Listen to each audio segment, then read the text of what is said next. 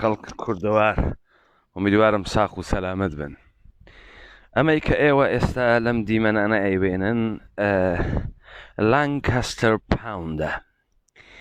لانکاستەر پاوند ئەم ڕێگەی بازرگانی بریتانیای کەبیرە کە لە ئەوایل قەرنە 1916 ڕێگەی بازرگانیە بریتانیای کەبیر لە داخڵە خۆیوە لە ڕێگەی ئەم کاناڵە ئاوانە اتفاقەکە فێ. یعنی لە شارە سەنعەتیەکانە مانچستەر، لیڤەرپوڵ، لیدز کە کالایەک تەولید ئەکرێت بەرەو بەندەرە لیڤەرپوڵ لە تەریقە ئەم کاناڵانەوە حەملەکرێ. ئەهەمیەت و گرنگیە ئەم چەند دەقیقە فیلمە کە بەر لە دیبەیتەکەیە ئەمڕۆمان بۆ بەحسکردنە مەتنە ئینقلابەیە کە ڕاپەڕین دروستی کردووە بۆ کوردیەت لەوێدا بەرجەستە ئەبێتەوە کە تۆ وەختێ بەحسی تاریخ ئەەکەی، وەختێ بەحسی ناسیۆنالیزمە کۆرپۆرەیشنە ئێرانی و تورکی ئەەکەی، وەختێ بەحسی شەواهد مادیە تاریخی ئەەکەی، بەحس لەمە ئەەکەی.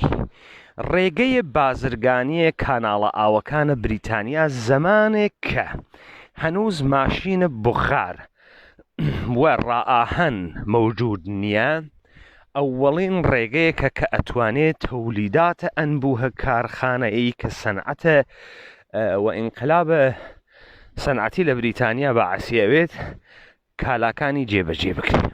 خب تۆ وەختی بەحسی تاریخ سەرزەمینێکەکەی و ئیدعا ئەکەی سەرزەمینێک دارایە تاریخ بووگە و ئیمپراتوریەت بووگە، ئێشە شەواهد مادیە ئەم ئیمپراتوریەتە نیشان بدەین.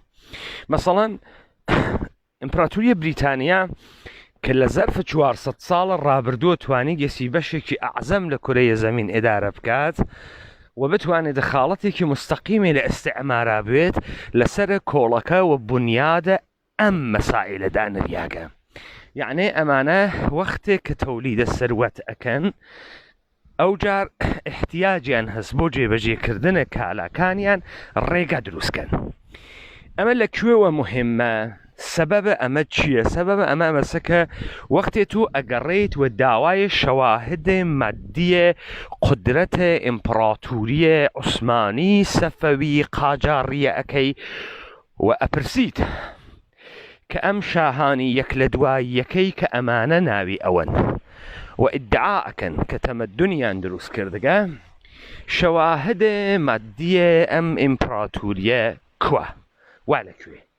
شار، تەجەموعی جەمعیەت، لە هەمان کاتدا ڕێگەوبان، چۆنیەتیە بازرگانی کردن، چۆنیەتیە کۆبوونەوەی سروەت کە حکوومەتێ بتوانێت لەسەر ئەم تەجەموع سروەتە حکوومەت بکات. پس وەختێ ئێمە لە دیبەیتەکانە خۆمانە ئەو تاریخەی وا سرفەن لەسەر کاغەزە و ئاراستە کریاگە بەناوە وەزیر و پادشاه و لەشکەرکەشیە ئینسانهای گەردەنکەشە قەهار، ئەگەر شەواهدە مادی نەبێت تڕەهاتێک بێشتر نییە.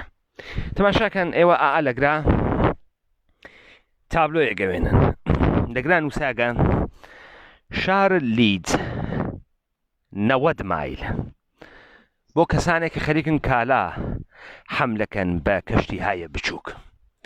لەم بەریەوە ئەگەر کەشتی بێت 37 مایل تا لیڤەرپوڵ. ئەمە کەی دروست کریاگە؟ ئەم کاناڵە ئاوە ساڵە 1816 دروست کریاکە. 1816 204 ساڵە پێش. یعنی تۆ شەبەکە و سیستەمە بازرگانی لە بریتانیا ئەگاتە 200 بە سوورەتە سیستەماتیک، بە سوورەتە سەنعەتی و حرفەی و تەولیدە ئەنبووهە کالا ئەگاتە 200 ساڵە پێش. تەوەجوە فەرمونە.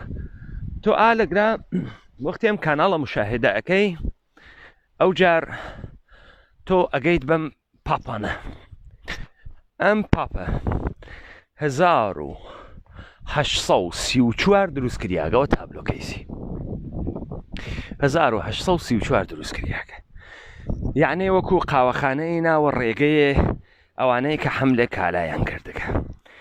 من ئەم چەند دەقیقە فیلمم لەم کاناڵە گرت و سەفەرم کرد هاتمەگرا کە بۆ دیبەیتەکەی ئەمڕۆ وەختێ گەرەکتە بەحسە ئەو کوردیەتەی بکەی کە ڕاپەڕین خەریکە مەتنەکەی ئەهۆنێتەوە وە جێبەجێیەکات وەکو سەنەدێک لە بەردەستان بێت. کەواتە من ئێستا لە بریتانیا لە گەورەترین ئیمپەراتوریەتە تا ئیبتدای قەرنە بیستۆم، ئیمپەراتوریەتێک کە خۆرەتاوەکەی نانیشێتەوە هەر لە ئەمریکا تا کانەدا تا ئۆقیانوسیە تا هند و تا مەناتەقە ئێمەی تەحتە کۆنتڕۆڵە خۆی گرتگە بۆ ئەوەی کە نیشان بدەی ئەم ئیمپەراتوریە ڕاست بووگە درۆنیە، شەواهدم مادیت هەست کە ئەمانە چۆن تەولیدە کالایان کردگە، چۆن حەمل و نەقلە کالایان کردگە و چۆن توانییانە بە کەشتیەکانیان و ئەم کالا بگەێنە بازاڕە جیهانیەکان هندوستان وەما بەقیە جیهان و ئاوا تەولیدە سروەت کریاگە و سروەتە ئەنبوو دروست کریاگە. خب ئەگەر ئەمە وەکو پێشزەمینەیە هەڵگرین ئەوجار دیبەیتەکەی ئەو ڕۆمان وەختێ بەحسی شەواهدە مادیەکەین تەکمیلەوێت. جارێت تا دیبەیتەکە لای ئێوە خۆش.